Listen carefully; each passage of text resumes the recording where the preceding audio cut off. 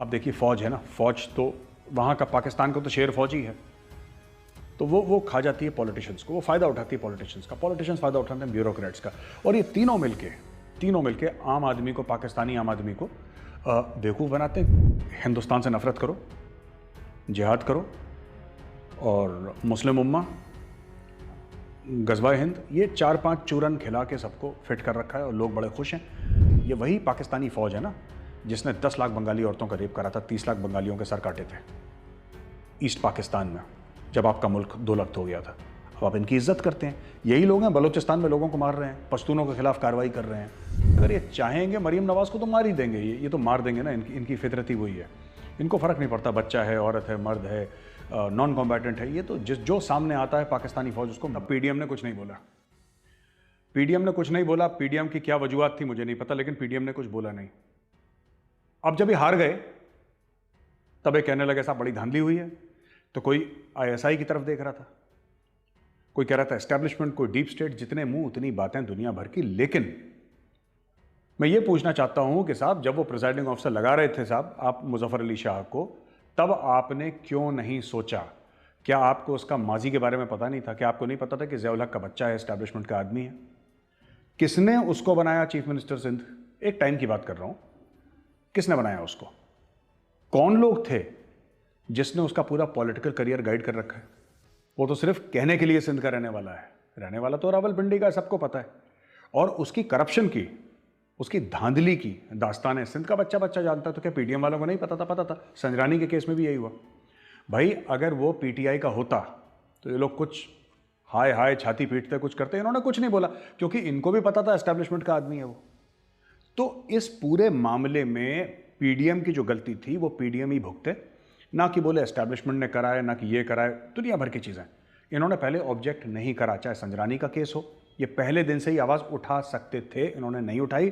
चाहे Muzaffar Ali Shah, knowing the background of both the candidates they said nothing. अब तुम बैठ के भुगतो क्योंकि गलती तुम्हारी, भुगतना तुम्हें ही है। तो यार ऐसी बात है कि पाकिस्तान एक एक्सप्लॉयटेटिव कॉन्स्ट्रक्ट है, एक्सप्लॉयटेशन पे बेस्ड है। यानी कि जो ताकतवर है वो जो उससे नीचे है उसकी मजबूरी का फ़ायदा उठाता है। जैसे कि आपने देखा होगा कि शेर जो है, शेर लोमड़ी को खाता है ना? लोमड़ी नेवले को खाती है।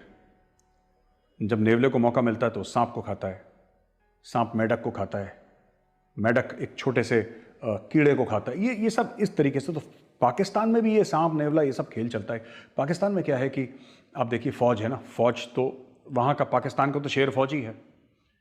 तो वो खा जाती है पॉलिटिशियंस को, वो फ़ायदा उठाती है पॉलिटिशियंस का, पॉलिटिशियंस फ़ायदा उठाते हैं ब्यूरोक्रेट्स का। और ये तीनों मिलके आम आदमी को, पाकिस्तानी आम आदमी को बेवकूफ़ बनाते हैं। क्योंकि आम आदमी को आपने ट्रक की बत्ती के पीछे लगा रखा है। हिंदुस्तान से नफरत करो, जिहाद करो, और मुस्लिम उम्मा, गज़वा हिंद, ये 4-5 चूरन खिला के सबको फिट कर रखा है और लोग बड़े खुश हैं। और मुझे लगता है कि देखिए मेरी पाकिस्तानी आवाम से, आप लोगों से कोई ऐसी दुश्मनी है नहीं, लेकिन फिर भी कभी कभी दिल ये कहता है कि may be you deserve it. हो सकता है आप इसी लायक हैं कि आपका फ़ायदा उठा, क्योंकि ऐसा और किसी मुल्क में नहीं होता कि लगातार कोई किसी का फ़ायदा उठा रहा है।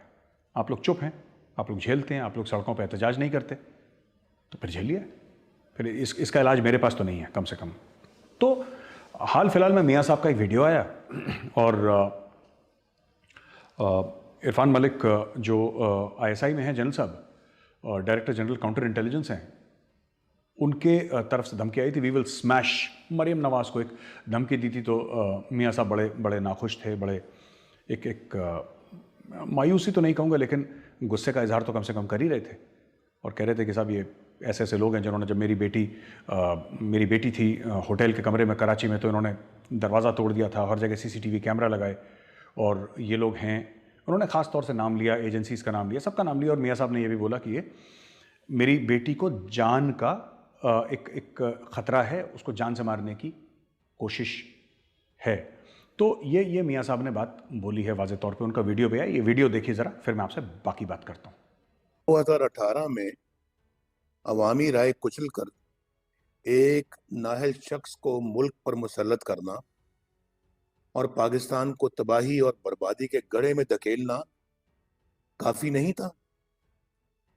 सेनेट इलेक्शन में हुकूमती उम्मीदवार की शिकस्त के फौरन बाद जिस तरह आपने एतमाद का वोट लेने में अपने सिलेक्टेड की दोबारा मदद की, क्या वो किसी से ढका छुपा है?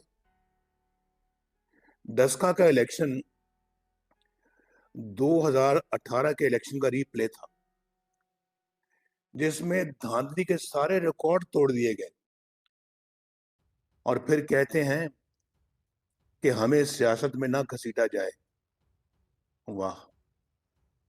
पाकिस्तान के जमहूरी निज़ाम और अखलाकियात को पांव तले रोंदते हुए आप इस हद तक गिर चुके हैं कि पहले आपने कराची में चादर और चारदीवारी को पामाल किया, रात के वक्त मरियम नवाज के होटल के कमरे का दरवाजा तोड़ा और अब उन्हें धमकी दे रहे हो कि अगर वो बाज ना आई तो उन्हें स्मैश कर दिया जाएगा।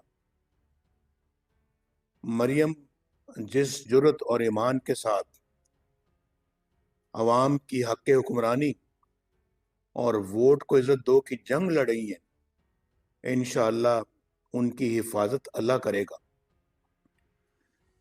मैं खुदाई लहजे में धमकियां देने वालों को तंबीह करना चाहता हूं कि अगर किसी ने कोई मजमूम हरकत की तो उसके जिम्मेदार इमरान खान के अलावा जनरल कमर जावेद बाजवा, जनरल फैज हमीद और जनरल इरफान मलिक होंगे।